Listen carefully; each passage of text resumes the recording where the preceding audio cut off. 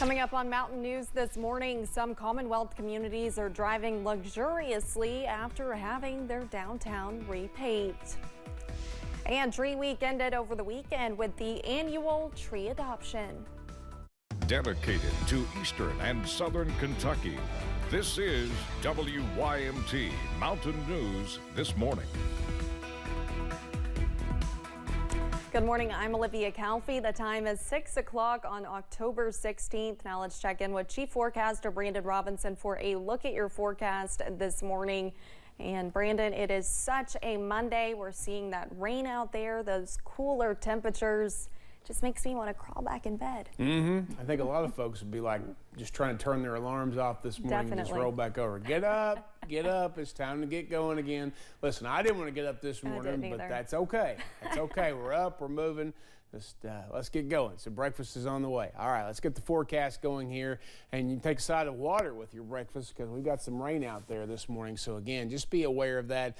Not as much in the eastern counties, but you can see a trough is pushing this in from the north this morning. So again, if the closer you are to, let's call it Hazard West, that's where you're seeing the heaviest bands of rain this morning.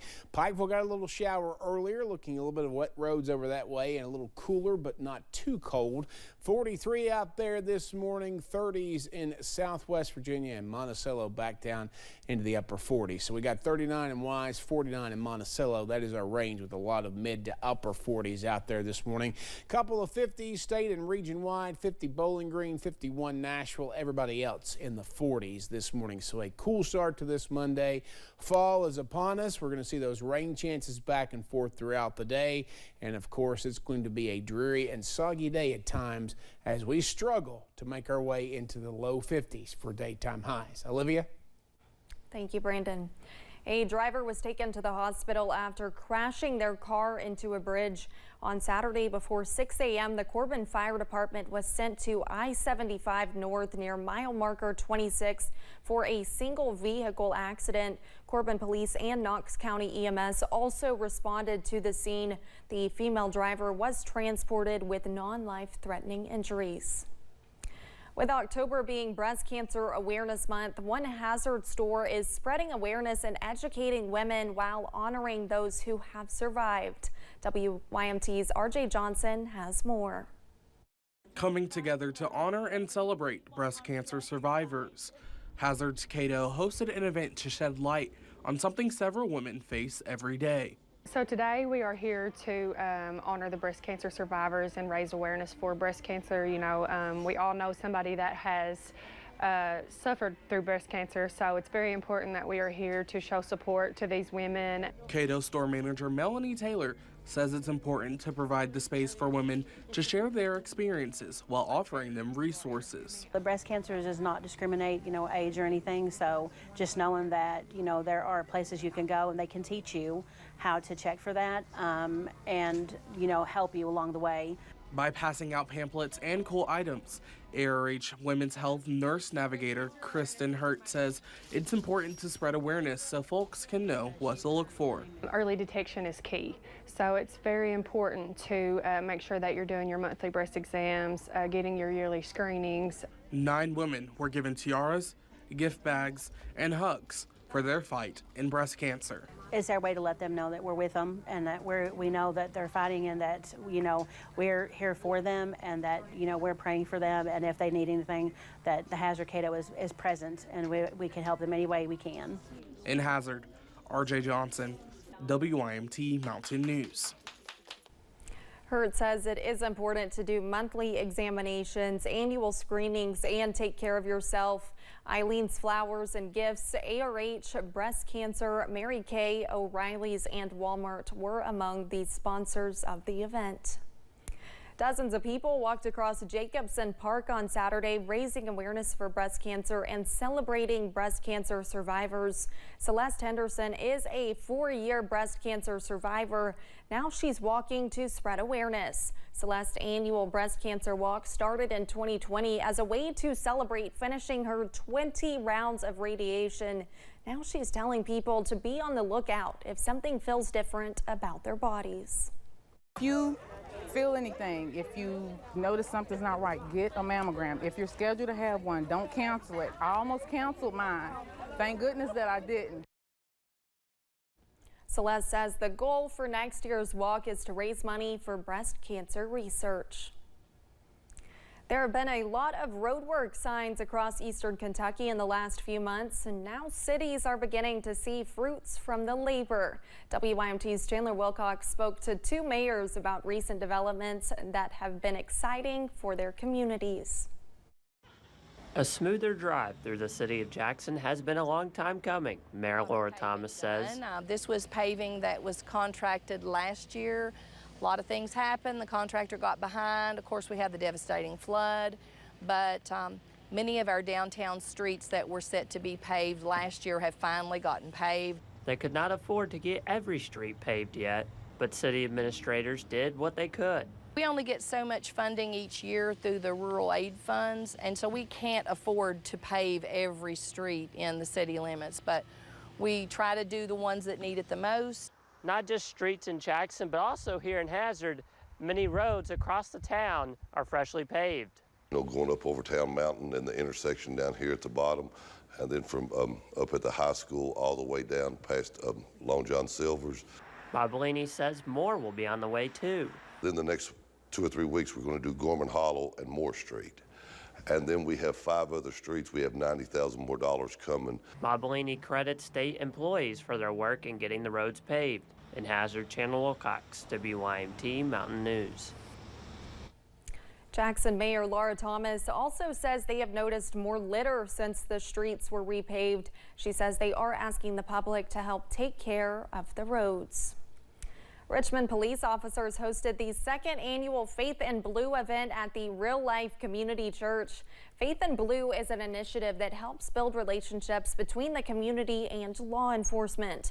The goal is to use faith as a way to connect officers to faith-based groups in their own communities. Lieutenant Daniel Deaton with the Richmond Police Department says Faith in Blue events make it easier for the community to lean on officers. We need to build that trust within the community and within the people that are trying to help us and protect us. We work for them. They entrust us to make sure they live in a safe community, and that's our prime goal.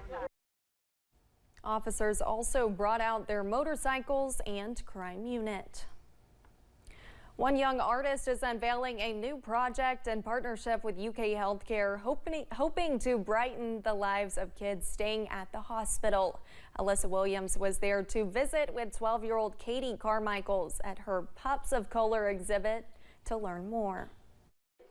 Any young artist can only dream of showcasing their work to a larger audience, but for 12-year-old Katie Carmichael, her latest pieces hold a special meaning. Really, the reason why I created this is because I wanted to help help with other people. I wanted to help, kids, because I know that coming to the hospital can be really scary and just really jarring. It's a feeling Carmichael knows well. Just before her 10th birthday, she was diagnosed with osteosarcoma, a bone cancer that led to extensive hospital stays at Kentucky Children's Hospital. As I was staying here in the hospital, I noticed that the atmosphere was just really bleak and sad, and with all this fluorescent lighting, and it just makes things feel so sterile and so just unwelcoming. Carmichael says art helped her navigate the tough time, and through a partnership with UK's Arts and Healthcare and Child Life programs, she was able to turn this passion into helping other patients just like her.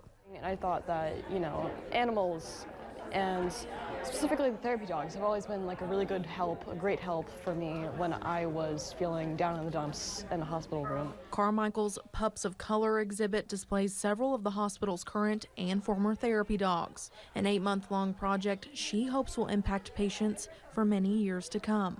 I have never thought about my art being displayed somewhere. I've never thought about, and this is bringing up so many new possibilities for me in the future. I'm just completely blown away, and I'm really excited for the people that want to change from the hospital, and here it is. It's right there. In Lexington, Alyssa Williams, WKYT.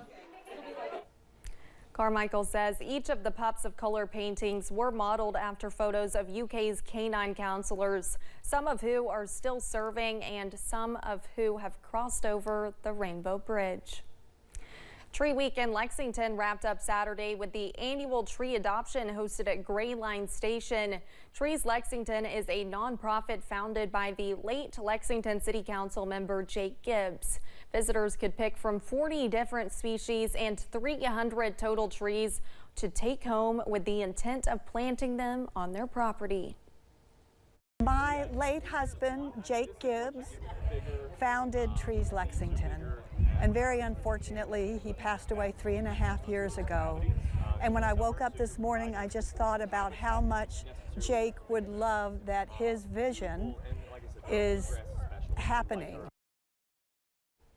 Courtney says seeing the people gathered Saturday with the promise of planting a tree gave her a sense of pride for her late husband's mission.